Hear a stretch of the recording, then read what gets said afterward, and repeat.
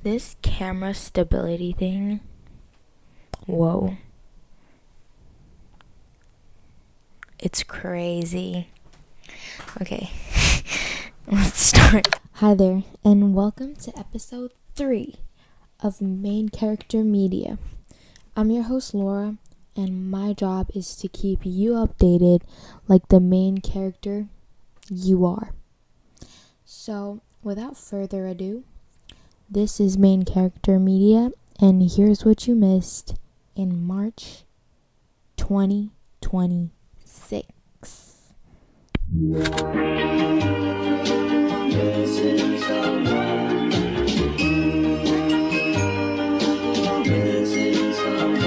Missing someone with all your heart. Missing someone. So, first of all, I just want to say Happy Easter. If you're confused, at the time I'm filming this, it's currently Easter Sunday. So yeah, happy Easter, everybody. A little update, I also got my nails done. Do you like them? I love them. These stripes are so freaking cute. Today was a good day, actually, since you asked. In the morning, I went to the Easter service at church and we had a potluck afterwards. It was really, really nice. I also went and did like a DIY perfume thing today. Like I made my own scent of perfume, which I'm definitely gonna wear daily now because that's like my signature scent. Hello. I also got Dubai chocolate cookie. I know it's like crazy TikTok trend, but it was so good.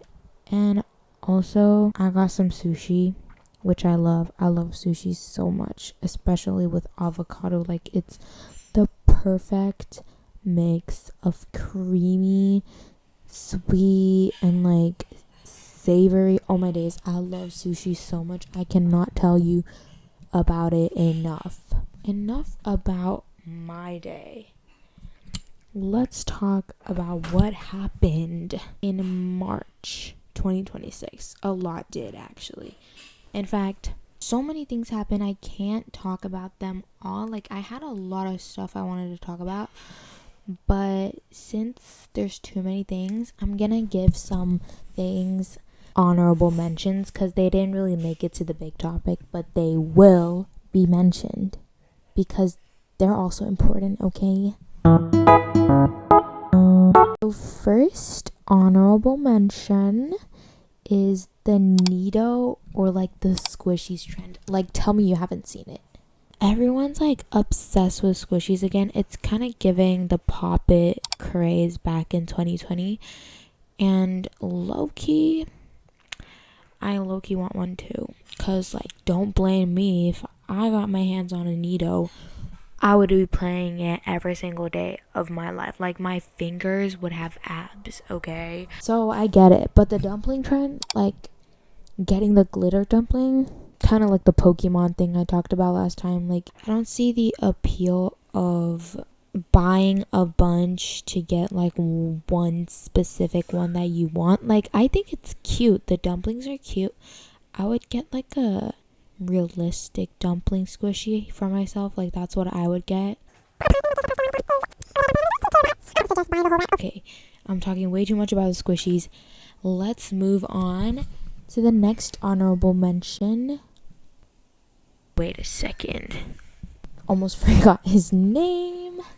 Don't add that in. Charles Leclerc, our favorite hottie F1 driver, got married.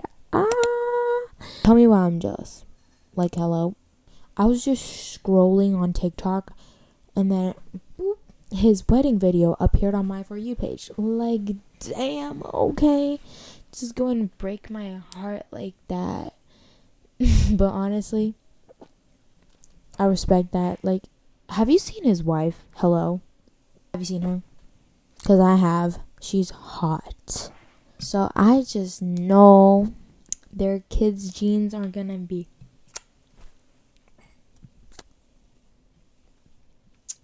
Is that how you do it? Chef's kiss. That's my opinion on his marriage. Okay. Next honorable mention.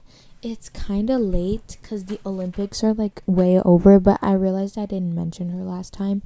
Elisa Liu. Oh my god. Stop. She's way too iconic. Dancing to Stateside was the key move. Like literally she exploded on TikTok, and her iconic halo hair, like, come on. Like she just proved exactly that you can have fun while also playing the Olympics.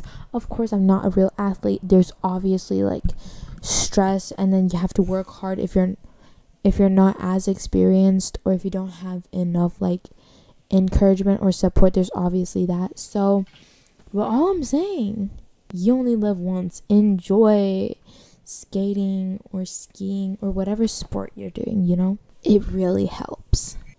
I think that's it for the honorable mentions.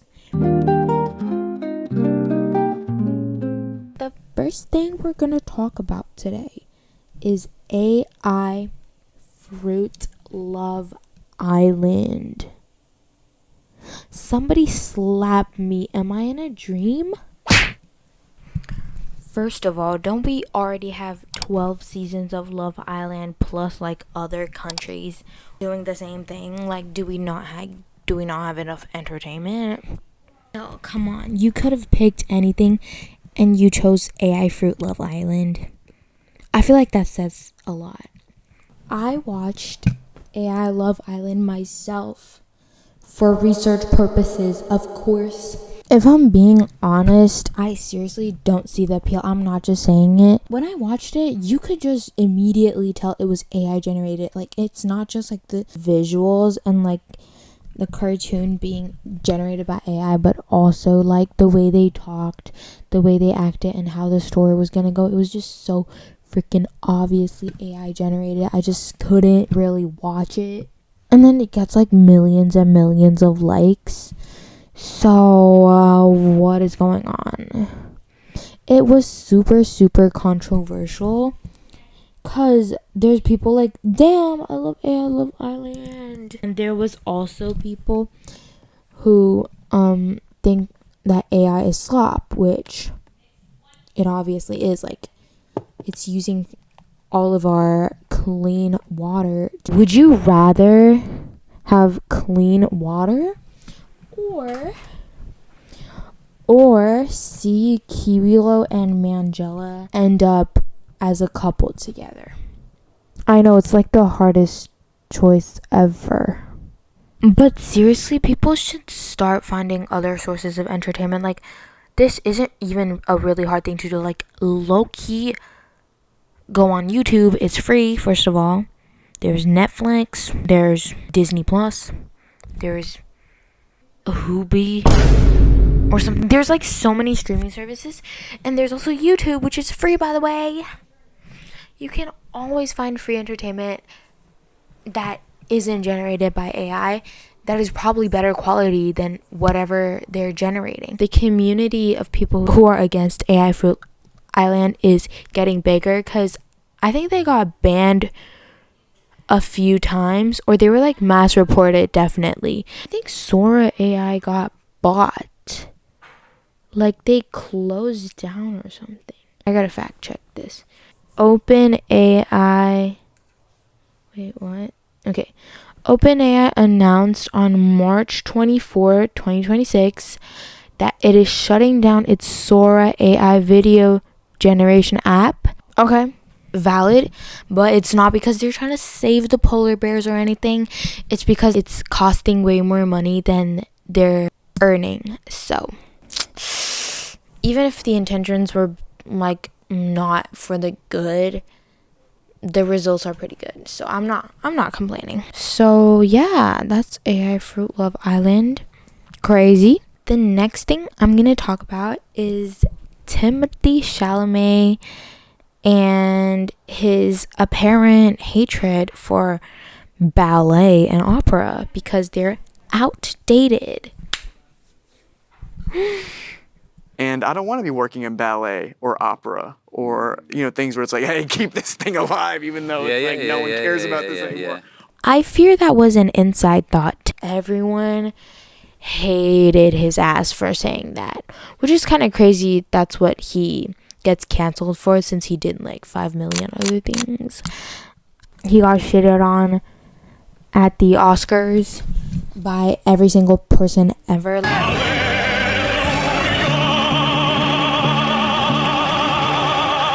I'm told there's concerns about attacks from both the opera and ballet communities. They're just mad you left out jazz. Like, they brought out these ballet dancers too.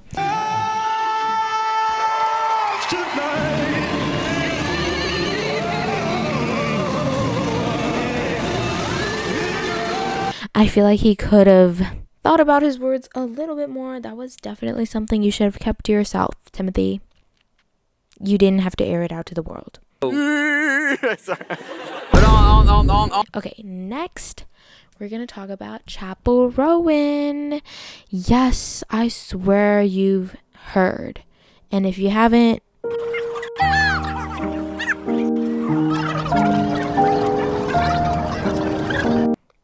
you're crazy, because she is also crazy.